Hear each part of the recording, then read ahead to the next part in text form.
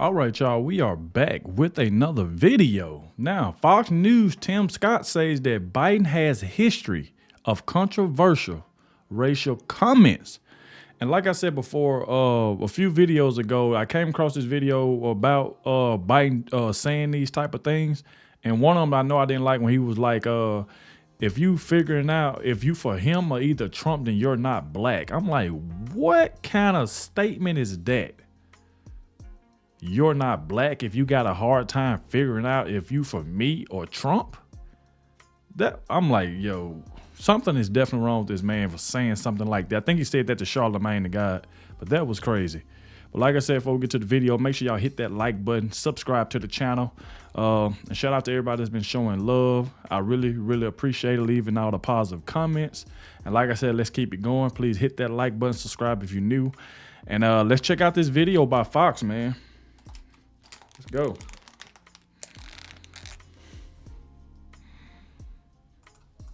Presumptive Democrat nominee Joe Biden taking heat over that interview, including from our next guest, who calls the comments arrogant and condescending.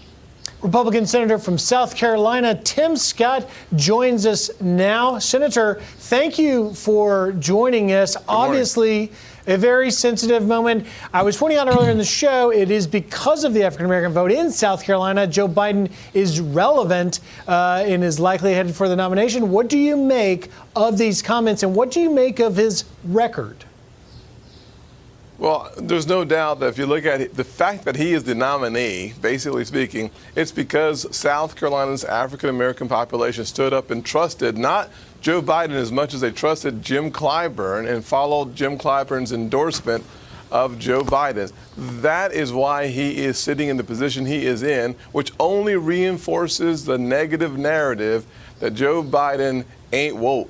I'll say it the way that he would say it if he was on an African-American station. Condescending and arrogant when you say it like that. He's playing to an audience, assuming that the audience, they're not smart enough to figure it out. And I'm glad that Charlamagne called him out on that negativity and that arrogance. And frankly, I would love to have a conversation about Joe Biden's record versus Donald Trump's record. Can we please have that conversation on national TV? Fox News, the CNN, the ABC, this is a record that the president will win on. Think about the Opportunity Zone legislation in and of itself.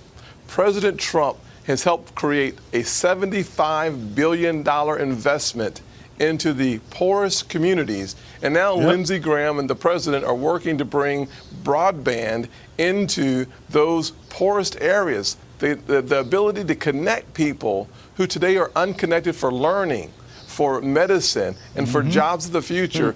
What has but Joe Biden done in the last 20 years? And the answer is crickets. Think about the 1994 crime bill that disproportionately targeted African-American males. What did President Trump do? He came back with the First Step Act and said, we are going to have fairness in sentencing.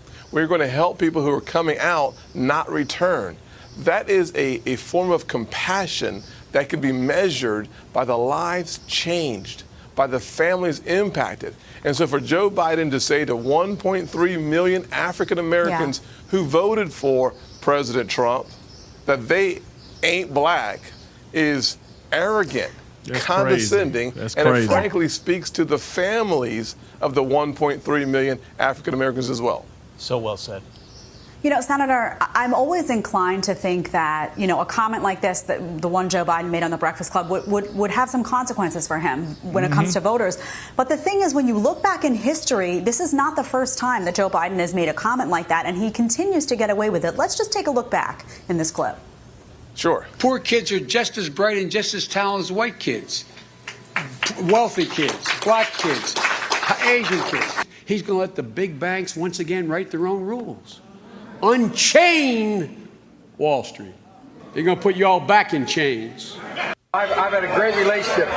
In Delaware, the largest growth in population. But he can get away with this, though. Indian Americans. They got something to say to Trump, though. You cannot go to a 7-Eleven or a Dunkin' Donuts unless you have a slight Indian accent. I'm not joking. Wow. So this is a pattern of behavior. Will it matter to voters this time around?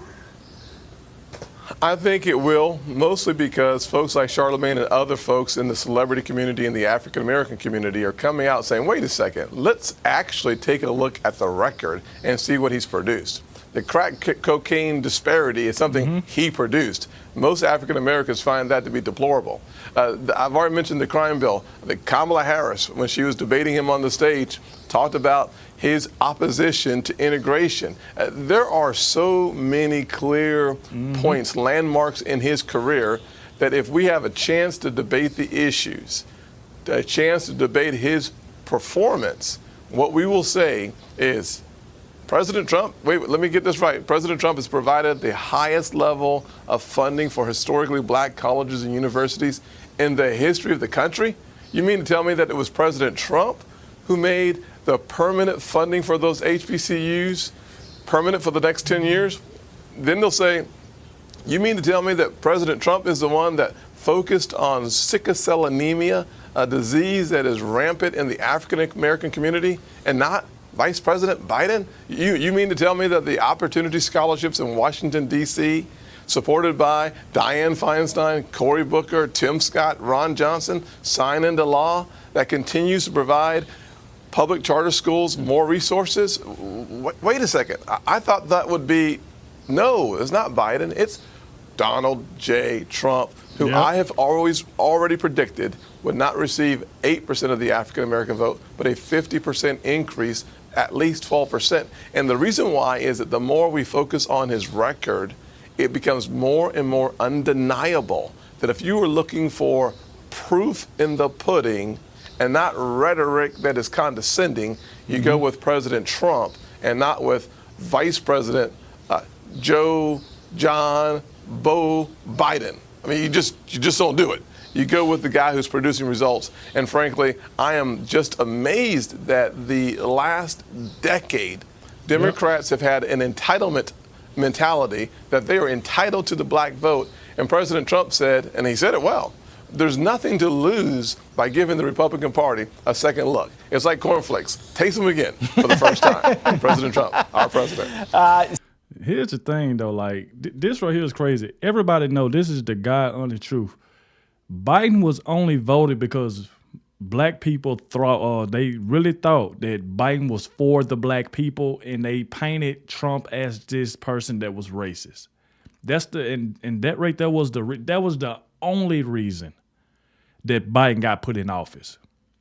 And I guarantee you, if a lot of these black folks seen like these remarks that Joe Biden made, because trust me, I had no idea about the remarks he made. No idea at all. Until I watched that video the other day. I did not know that man said all this. And I don't know if a lot of more black people even seen that video. But there's no way in hell that Joe Biden is going to get reelected again next year. There's no way that's not going to happen. There's no way that can happen.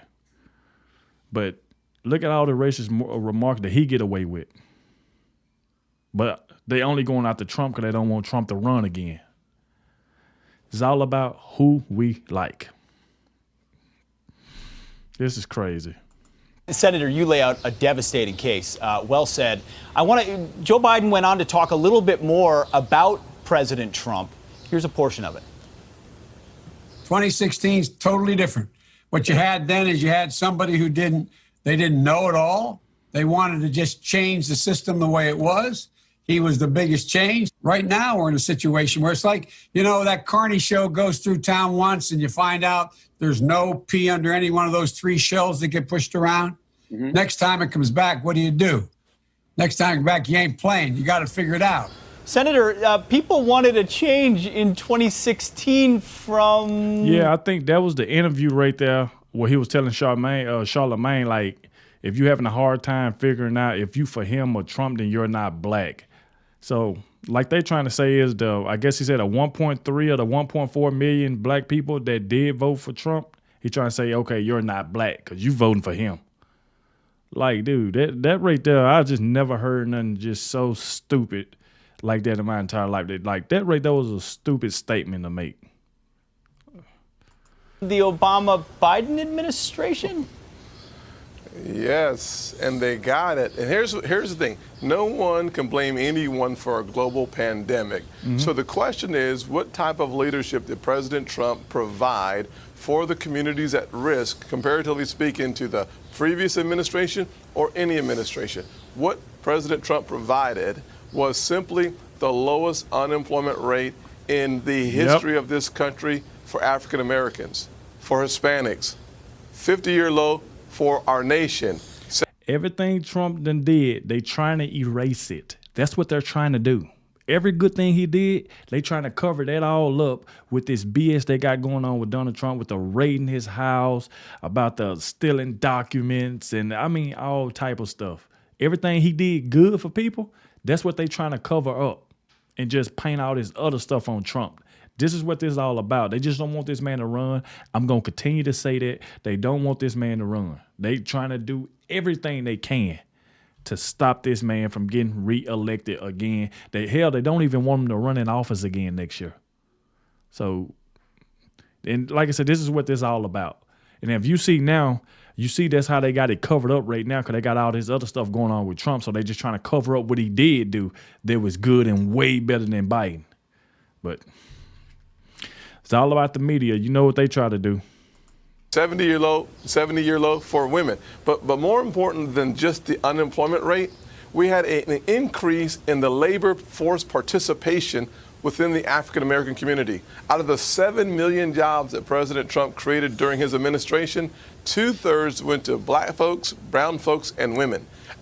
I am looking forward to the conversation about what has he done for me lately, or Wendy's, where's the beef? Let's just get ready to rumble, because this is something we can absolutely, positively, unequivocally win. This should be an easy one. And if we have a debate on the issues, bless his heart, Joe Biden. Senator, let's talk quickly about things you're trying to do here. The Senate, you're looking to release a bill, a measure offering a skills training credit worth $4,000 to workers displaced by the coronavirus. What is it? Well, here's what we're seeing in the coronavirus. Many jobs may never come back. And when you hear Twitter say all employees stay at home, Facebook says over the next few years, half of the employees will stay at home. It's one of the reasons why broadband is so important. I thank the president for focusing on that issue. The other thing is, how do we help the folks who are unemployed get the retraining necessary for the gig economy? How do we help them bridge the digital divide? We do that through a tax credit that says if you will go to a training program to help you be able to design web development, to work on digital opportunities, that's the place to go. Absolutely. Senator Tim Scott, thank you so much for joining us on this Saturday morning. Fantastic stuff. Thank you. Thank you, Senator.